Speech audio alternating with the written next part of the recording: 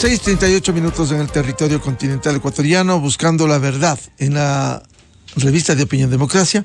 Queremos saludar a nuestros primeros invitados, María Eulalia Silva, presidenta ejecutiva de la Cámara de Minería del Ecuador, y el biólogo ecólogo con estudios de posgrado en manejo de cuencas hídricas, Inti Arcos. Y el tema que ponemos en escena, la explotación minera legal, que por cierto merece el control permanente, riguroso del Estado, para que se respete el medio ambiente, se respete el agua. Hoy queremos hablar de la minería en Quito. ¿Cómo ve María Eulalia Silva esta perspectiva de la minería en Quito? Muy buen día. Buenos días, Miguel. Buenos días, Inti. Gracias por esta conversación. Encantada siempre de estar en este espacio. La iniciativa Quito sin Minería no resuelve los problemas de fondo del noroccidente de Quito. Es una zona en la que, por una parte, bien se puede convivir entre distintas industrias, pero por otra parte también está azotada por algunos problemas. Minería ilegal, por ejemplo, pero no únicamente. Tala indiscriminada, tráfico de especies y, por supuesto, un deficiente servicio de purificación de aguas servidas. De tal manera que tener una consulta antiminera que lo que pretende es erradicar la minería responsable, la controlada, la regulada, no resuelve los problemas de fondo, más bien, creo yo, termina acrecentándolos. ¿Y por qué cree que en lugar de facilitar con todos los controles, insisto, existe este planteamiento para que Quito no tenga una explotación minera legal y racional? El Ecuador ha tenido minería desde tiempos inmemoriales. Ha sido una minería que, por supuesto, las de antiguas épocas era una minería antitécnica. Sin embargo, y la Cámara de Minería del Ecuador representa la minería a gran escala, somos una industria nueva, estamos en operaciones desde hace apenas 3 años. Los tiempos de exploración en esta industria toman años, y cuando digo años me refiero a 15, 18 años, que fueron los años que tuvieron que pasar las 2 minas que hoy por hoy están en operación. Fue el tramo que tuvieron que pasar antes de empezar a producir. Entonces, la minería a gran escala, dicho esto, es una industria nueva. Toda industria nueva ha generado desde siempre resquemores, tal vez por el desconocimiento, tal vez por el prejuicio que se tiene, no solamente de una minería antigua que tenía el Ecuador, sino, por supuesto, ahora el azote de una minería ilegal. Pero en todo caso, estamos en operaciones, estamos demostrando que podemos hacer las cosas bien. No solamente, ya no tenemos que referirnos solamente a ejemplos exitosos en Canadá, en Australia, en Perú o en Chile. Ya tenemos ejemplos exitosos aquí en el Ecuador, exactamente aquí. Entonces, dicho esto, es una pena que se dé paso a una iniciativa donde, insisto, lo que se quiere es truncar a una minería controlada, una minería responsable, pero que no hace nada ni por la minería ilegal, ni tampoco por la tala indiscriminada, ni la expansión de la frontera agrícola, ni tampoco el tráfico de especies. Bienvenido a Inti Arcos, experto biólogo ecólogo. ¿Cómo ve este planteamiento de Quito sin minería? Muy buen día. Muy buen día.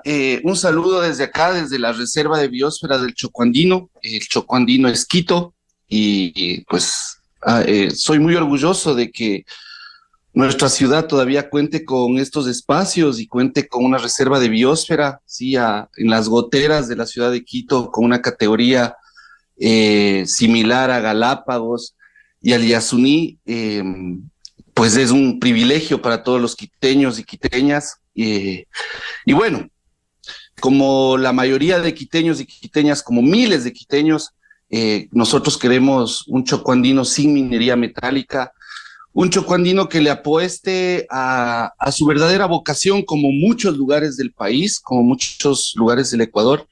La vocación del Ecuador no es la vocación de la explotación, del extractivismo. Históricamente se ha probado que el Ecuador no ha salido de la pobreza. Ahí tenemos un claro ejemplo con el petróleo. Ahora solamente queremos cambiar de mano, ¿no es cierto?, de tipo de explotación, de extractivismo del petróleo a la minería. Y lastimosamente este tipo de industria lo único que ha hecho es generar contaminación, pobreza y la concentración de la riqueza en el gobierno de turno corrupto que hemos elegido. Es triste ver cómo la minería y la corrupción en el Ecuador van de la mano, la minería legal e ilegal, hermanas siamesas, que también van de la mano del narcotráfico, de las armas y de un Estado Déjeme consultarle. Que no Cuando usted dice van de la mano, uno ve la diferencia con hechos. La minería legal declara impuestos. Si usted revisa la página del SRI, ha entregado ingentes recursos, más de 400 millones en impuestos, lo que no sucede con la minería ilegal, que depreda, a veces con la ayuda de autoridades seccionales y autoridades nacionales también, por acción u omisión, no pagan impuestos. No se puede mezclar. Le pongo el ejemplo de Chile. Ya le doy la palabra. Le pongo el ejemplo de Chile. Chile cuenta con una minería legal y usted ha visto la enorme fuente de recursos que le ha entregado, al punto que ha logrado fondos de acumulación por la explotación del cobre, en general de la minería en Chile. Le pido una diferencia entre la minería legal e ilegal que sucede en el Ecuador.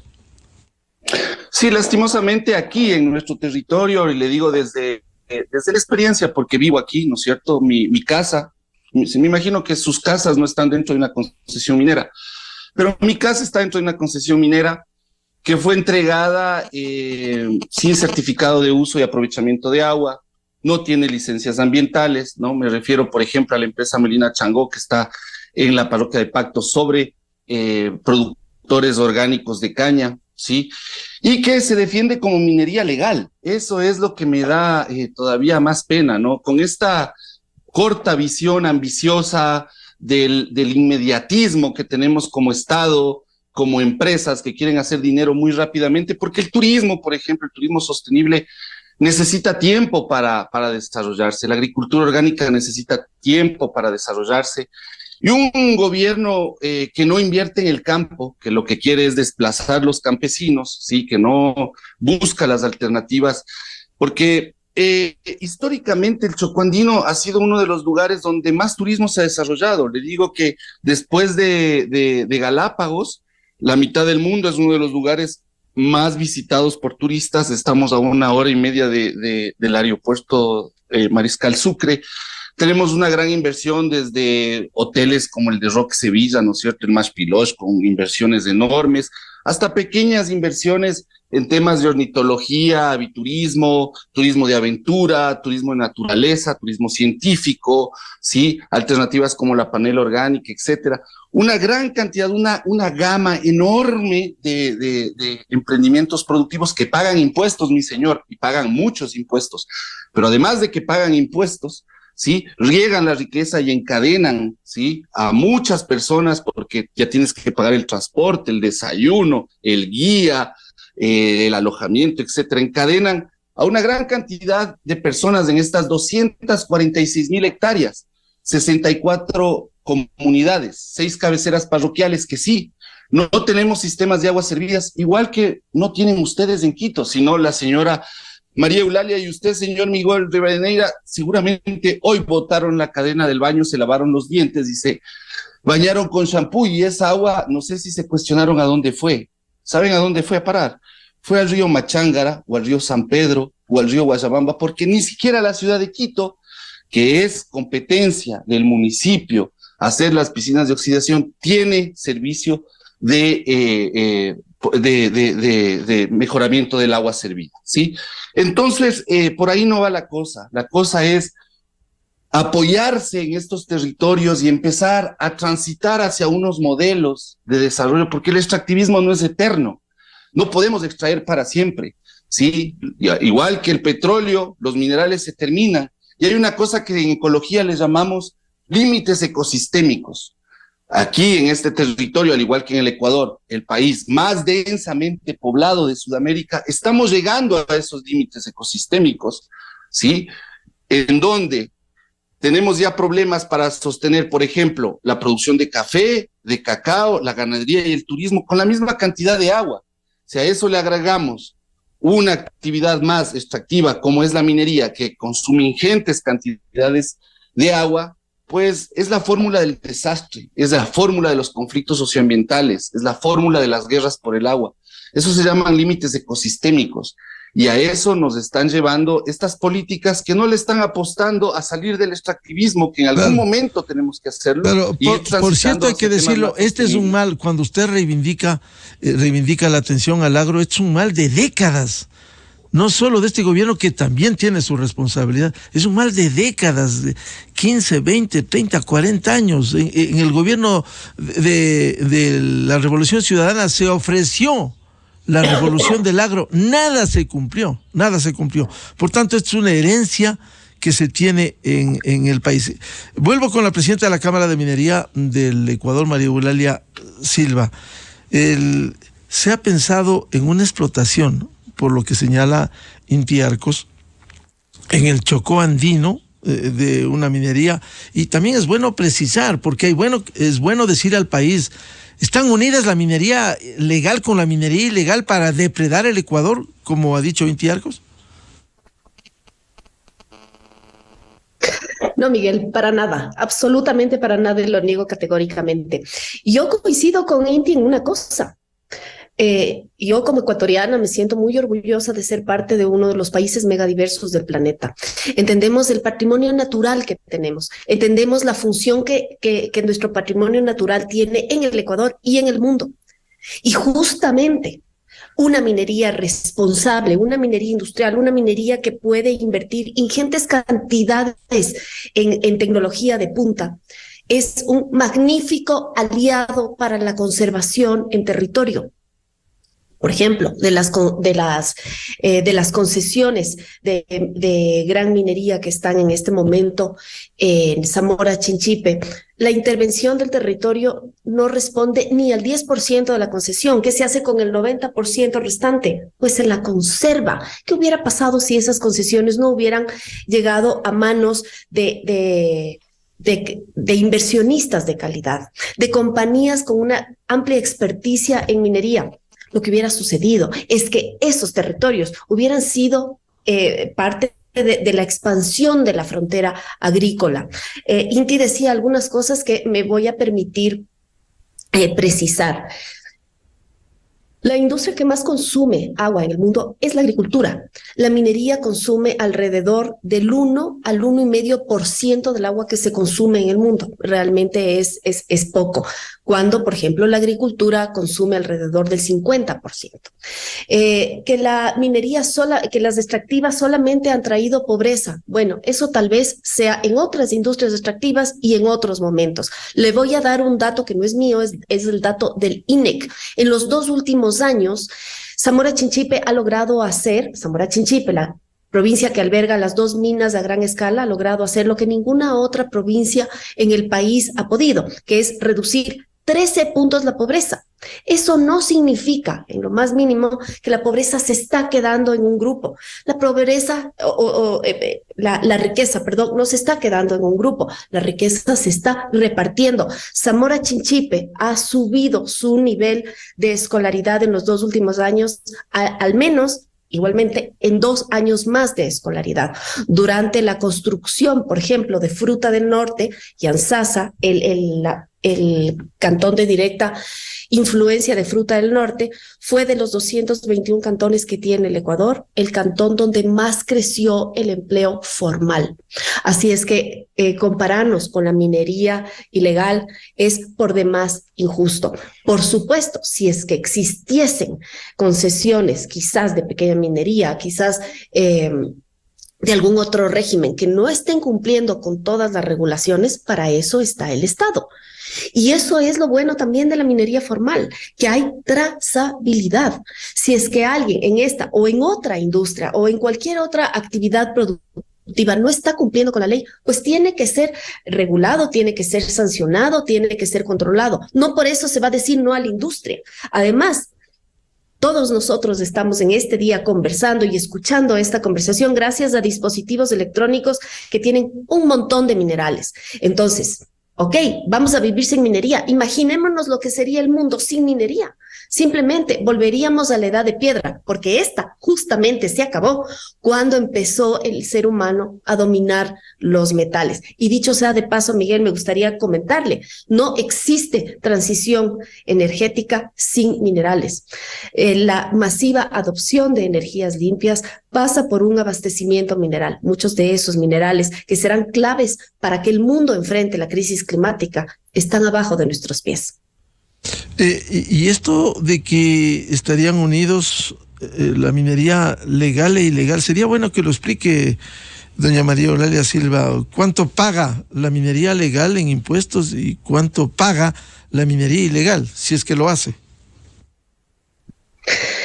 Lamentablemente compartimos el mismo nombre, pero para nada ni los principios, ni los objetivos, ni las formas de trabajar, ni por supuesto la visión. Justamente un boletín de prensa del Ministerio de Recursos, de Energía y Recursos, demostró que durante 2022 hemos exportado 2.775 millones de dólares en productos minerales. Era una cifra que todavía estaba por compendiarse y que ya fue liberada el día viernes. 2.775 millones en exportaciones. Pero solamente de enero a noviembre se pagaron más de 640 millones de dólares en impuestos seccionales e impuestos generales. Obviamente, ahí el gobierno y el Estado ecuatoriano, no solo el gobierno, el Estado tiene el desafío de repartir esos beneficios a las zonas de influencia. Las compañías, las industrias no suplen el papel del Estado. Sin embargo, en territorio hacen mucho más que pagar impuestos. En territorio llevan adelante una serie de proyectos de inversión social que han permitido a todas esas comunidades ir insertándose en los beneficios de esta industria, ir mejorando su calidad de vida, saber que hoy de cada 100 zamoranos, 13 han salido de la pobreza, nos llena de orgullo, porque eso significa que son ciudadanos que están alimentándose mejor, que están alimentando mejor a sus hijos, que están dando a sus hijos una mayor perspectiva. Ya empiezan las primeras generaciones de universitarios en Zamora Chinchipe y están volviendo a Zamora Chinchipe. ¿Por qué? Porque hay mercado. Están volviendo a hacer un montón de cosas que ellos hubieran querido, están queriendo aportar a su comunidad. ¿Cómo no vamos a creer en una industria como esta? No se trata de extraer minerales, se trata de brindar al mundo un bien que es absolutamente necesario, y al hacerlo y al extraerlo de una manera responsable, se están generando enormes beneficios para el Ecuador y para los ecuatorianos. Por eso la iniciativa Quito sin Minería, insisto, lejos de afrontar los verdaderos problemas que puede tener el noroccidente de Quito, están privándole de tener a futuro inversiones de calidad. ¿Para qué? Para que pasen más bien industrias, no diré solamente ilegales como la minería ilegal, sino también desordenadas. Le pregunté también, ¿paga algo la minería legal? Si la minería legal, como usted dice, 640 millones, ni siquiera ha terminado el 2022, ¿paga algo la minería ilegal? ¿Se puede detectar si pagó algo, impuestos locales, nacionales, por un lado? Y por otro, ¿hay planes para explotar el Chocó andino? A ver, la minería ilegal no solamente que no paga ningún impuesto, lo que está dejando la minería ilegal es terrible, unos pasivos ambientales absolutamente desconcertantes. Hemos visto imágenes cómo se están haciendo actividades de minería ilegal a borde del río Napo, un río que termina siendo afluente del Amazonas. Solo veíamos unas maquinarias sacando piedras ¿no? No había ahí una planta de tratamiento, no había un punto de medición de caudal de agua, mucho menos de tomas de agua para el laboratorio. Entonces, lo que está dejando la minería ilegal, lejos de ser beneficio, es pasivos ambientales enormes. Es, por supuesto, una descomposición social que trae de la mano. La minería ilegal no viene sola, ni tampoco hay que verla románticamente como una actividad a la que se ven abocados un grupo de comuneros que no tienen otra opción de trabajo. La minería ilegal está financiada por el narcotráfico. Además, utiliza los canales del narcotráfico y le sirve al narcotráfico también para blanquear capitales. Genera o promueve un tráfico de personas. Hemos visto en los operativos en Buenos Aires personas que trabajaban prácticamente en calidad de esclavos, aprovechando su vulnerabilidad migratoria. Entonces, eso es lo que está dejando la minería ilegal. Y con respecto a si hay proyectos de gran minería en el Chocó Andino, hay uno solo que está en este momento en una etapa absolutamente preliminar de prospección, que no es más que recoger algunas muestras geológicas y llevarlas al laboratorio, ¿no? Pero insisto. ¿En dónde está ubicado eso? Justamente en el noroccidente de Quito.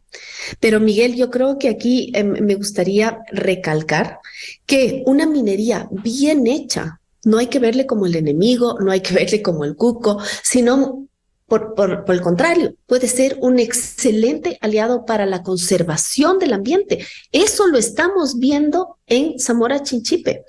Gracias a los territorios concesionados a gran minería, gran parte de esos territorios están siendo conservados mientras hay una extracción. La minería no se acaba con la construcción y la explotación. Las fases mineras, además, se acaban con la etapa de cierre y de poscierre de mina.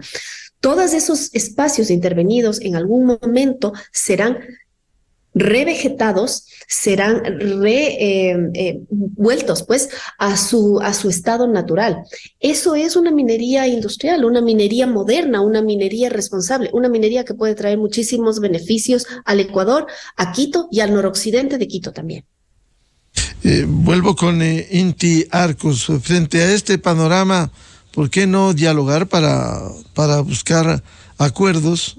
El país necesita diálogo, acuerdos, mayor control riguroso del Estado. Y cuando digo el Estado, no solo el gobierno de turno, esto debiera ser una política de Estado, porque hoy se critica al gobierno de turno. Ayer ya nos olvidamos del gobierno anterior o el gobierno de hace 10 años, nos olvidamos de eso. ¿Cómo lograr que haya controles si es que hay una decisión de seguir con una explotación minera legal? Por favor. Muchas gracias. Sí, nuevamente, pues yo como la mayoría y miles de quiteños y quiteñas no queremos en el Chocó Andino minería metálica ni legal ni ilegal, vale recalcar. Y simplemente no existe minería, ¿no? Que no contamine. Y la señora María Eulalia comentaba, ¿no? La minería en Napo, Zamora, Morona, contamina, tanto legal como ilegal. La minería legal no se crea por ósmosis, no es generación espontánea, tiene que haber ruptura de roca, tiene que haber apertura de vías, tiene que haber maquinaria, tiene que haber utilización de agua, no es osmótica, ni la minería legal, ni la legal, no funciona como magia, no se extrae mágicamente el mineral, ¿sí? Remediar las afectaciones y los impactos, y hemos visto en muchos ejemplos en muchos países, normalmente queda en manos del Estado. Una vez que las mineras cierran, siendo estas legales, cierran, se van, y el drenaje ácido de mina queda ahí por 2000 años, 600 años, teniendo que ser remediado con dinero del Estado, ¿no? Y simplemente la minería nosotros hemos visto desde hace muchos años, como usted dice, desde la época del señor Correa. De hecho, el señor Correa a los ecologistas nos puso en una lista negra, ¿sí? Por oponernos a la minería.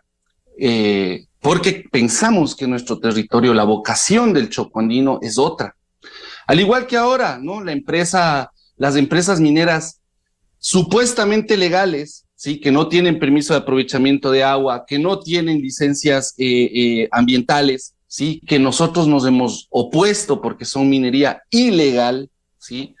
Defendidas por ciertos sectores como minería legal, nos tienen enjuiciados. Somos más de 30 personas que por oponernos a la minería ilegal de las empresas que están dentro de las áreas de conservación y uso sostenible, declaradas por el municipio de Quito bajo ordenanza, que están dentro de las áreas núcleo, que dice la señora que está concesionada para gran minería. Sí, está concesionada una área núcleo del corredor del Oso, ¿sí? Es como que le hubieran concesionado al corazón de Galápagos, no sé, Isabela o San Cristóbal, en algún punto está concesionado para minería, ¿sí? Área núcleo de la Reserva de Biosfera, declarado por la UNESCO, está concesionado para gran minería en las goteras de Quito. Claro, perdón, Inti, si está concesionado legalmente, ya no es una minería ilegal. No, pues es minería que supuestamente, como dicen, es legal, ¿no? Dentro de Corredor del Oso y dentro de zona núcleo y dentro de bosque protector Cuenca Media del río Guayabamba, ¿sí? Eso nos preocupa muchísimo porque no le estamos dando espacio a la naturaleza, no le estamos dando espacio a los ecosistemas y simplemente vemos con mucha pena y que no entienden que la minería no es compatible con otras actividades. No sé si usted ha tenido la oportunidad de, por ejemplo, ir a hacer un tour de aviturismo, ¿sí? Para observar, acá tenemos 600 especies de aves, muchísimas de ellas en peligro y amenazadas y endémicas, además solo existen en este lugar, igual que ranas. Cuando uno va a hacer un tour de aves, ni siquiera la camiseta puede ser roja, porque si te ve la ampita gigante, o si te ve el gallo de la peña, o si te ve la tangara nigrivirides, la camiseta se va, se vuela, no puedes gritar, etcétera, ¿sí? Es un turismo muy especializado con especies muy frágiles, ¿sí? Que tienen que ser tratadas de una manera adecuada para poder conservarlas, pero también porque son una fuente de ingresos importantes. Imagínense que Quito Turismo tiene unas proyecciones, ¿no? Para el aviturismo aquí en Quito, que aproximadamente estamos recibiendo $14.250.000 por las actividades de aviturismo, ¿sí? En el noroccidente está entrando más o menos por turismo comunitario $100.000 mensuales, ¿sí? Solamente en uno de nuestras actividades emblemáticas, que es el turismo que se da en el sitio arqueológico del Museo de Tulipe, entran $40.000 mensuales, ¿sí? Y le puedo dar montones de cifras. En café, 24 millones al año se producen en este territorio. En cítricos, $888.000, ¿sí? En leche, son 25.000 litros que salen de este lugar, ¿sí? En cacao, $360.000. La agricultura, obviamente, que requiere agua, ¿sí? Pero de la agricultura nos alimentamos, ahí está la soberanía alimentaria de este país. Y cuando ustedes me dicen no hay alternativas, hay muchísimas. Por ejemplo, los bosques del Chocuandino fijan mucho más carbono que los bosques de la Amazonía. En el Chocuandino se están fijando de 0.67 a 0.8 toneladas anuales de carbono por hectárea. Eso es mucho más que en la Amazonía, porque son bosques que se están regenerando y están fijando carbono, y los ojos del planeta con el tema del cambio climático están puestos sobre este tipo de territorios para que inyecten dinero para fijar ese carbono, para paliar el cambio climático que está encima de nosotros. Y nosotros seguimos pensando de una manera bastante miope, bastante cortoplacista en la minería, en regalar estos ecosistemas únicos, porque son únicos, reconocidos a nivel mundial como la Reserva de Biosfera, a la minería. Regresando al tema de las aves, si tenemos explosiones de dinamita, si tenemos apertura de vías, porque la minería no va a salir volando, las minas, los minerales no van a salir volando, necesitas volquetas, necesitas camiones, necesitas retroexcavadoras, necesitas campamentos, parqueaderos, apertura de vías, etcétera. Esas aves que le digo que están generando hasta $15 millones por la actividad de aviturismo se van, desaparecen. Y un montón de gente, desde el Mash Piloy hasta el señor Paz o la Magusa que vive, o Mindo, que vive del aviturismo, se quedan sin empleo y tendremos que emigrar a la ciudad. Y como en otros países del mundo, podemos citar Chile, Perú, Canadá, no se puede combinar la explotación con controles rigurosos del Estado, evitando la depredación del medio ambiente y también combinar con lo que usted reivindica, la parte ecológica. Sí, de acuerdo, sí, a veces lo que pasa es que ignoramos el tema ecológico, ¿no es cierto? No sé, por eso estoy tratándole de ejemplificar, si es que usted alguna vez ha estado en un tour de aves. O por ejemplo, acá tenemos 200 osos de anteojos, ¿no es cierto? Los osos de anteojos les da miedo la vía principal, a Calacalí, la Independencia, ellos ya no pueden cruzar, son poblaciones que están aisladas en el lado sur del bosque protector Mindo Nambillo, ¿sí? Porque les da miedo la vía, ¿sí? Y con esto trato de ejemplificar que más actividad antropogénica, más apertura de vías, más campamentos, explosiones de dinamita, no permitirían que se desarrollen estas actividades, ¿sí? No se pueden ver pájaros si te están volando dinamita. La minería, por más buena gente que usted le quiera, o mejor hecha, con las mejores prácticas como usted le quiera ver, no va o va a impactar sobre especies que son muy sensibles a los cambios ecosistémicos. Al igual que, por ejemplo, la panela orgánica. La panela orgánica en pacto se exporta a Italia, a República Checa, a Japón, ¿sí? Tienen un sello, ¿sí? En que para recibir ese sello tienen que ser evaluados año a año, en que el agua esté en la mejor calidad posible, el suelo esté en la mejor calidad posible, hasta los sólidos suspendidos, ¿sí?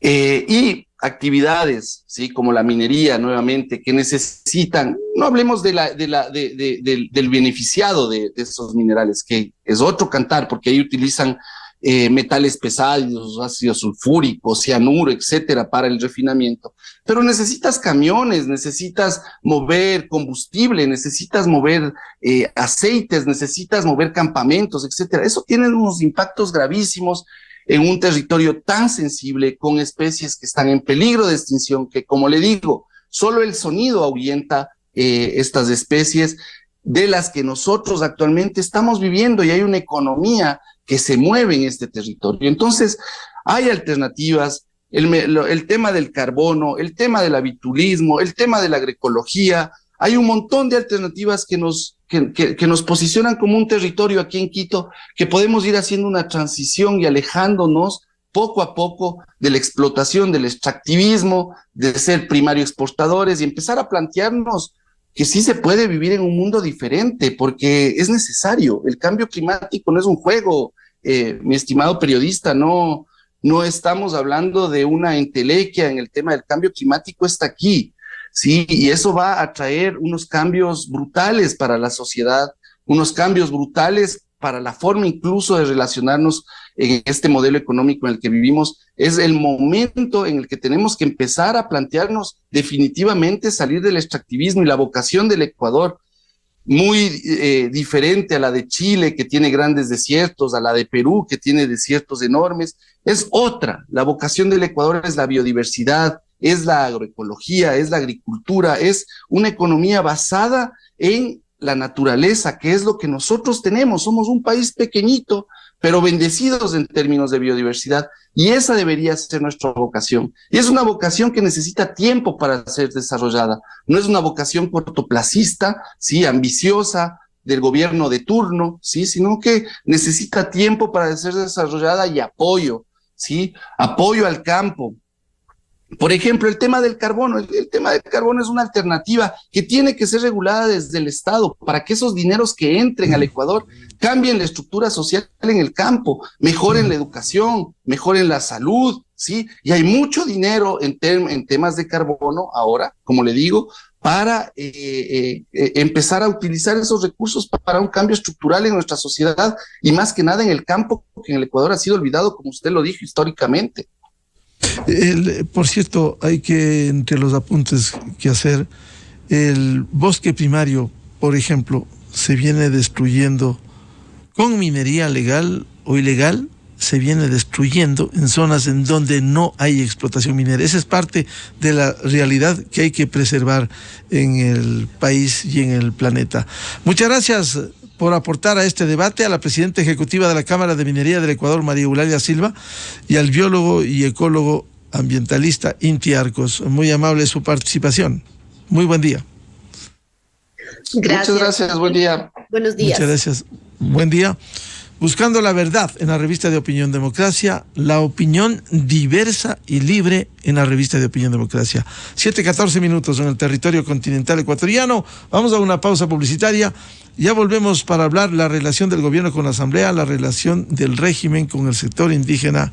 A propósito, se viene en las próximas horas una asamblea de la dirigencia de la CONAIE. Invitados, el asambleísta Juan Fernando Flores de Creo, el asambleísta Pedro Velasco del BAN, y el doctor Sebastián Mantilla, articulista del comercio y académico. Miguel Rivadeneira en la revista de Opinión Democracia. Inicio de espacio promocional y publicitario. Puentes retirados. Discovery tiene permiso para despegar en T-5, 4, 3, 2, 1.